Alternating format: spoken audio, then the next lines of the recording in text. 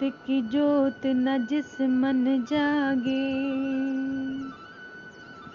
प्रीत की जोत न जिस मन जागे, मैं जानू निर्धन, ऐसी सुंदरता का पालन करे ये मेरा मन।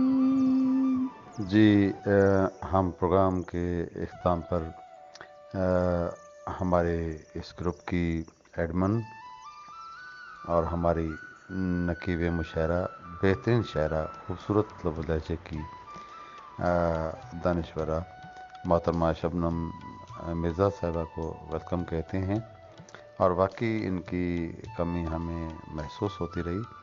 और बाकी मैंने रब्ता किया था शैला शनाज साहिबा से, उनके यहाँ तेज़ आंधी और बारिश की वजह से नेट का सिलसिला ख़राब हुआ, जिसकी वजह से बावजूद वो बहुत कोशिश करने के वो उनका नेट बहाल नहीं हो सका और वो प्रोग्राम में ना आ सकी।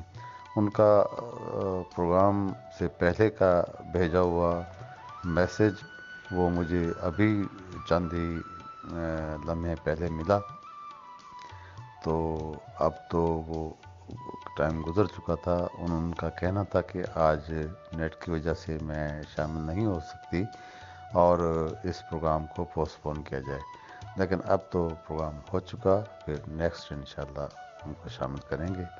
आपका बहुत बहुत शुक्रिया।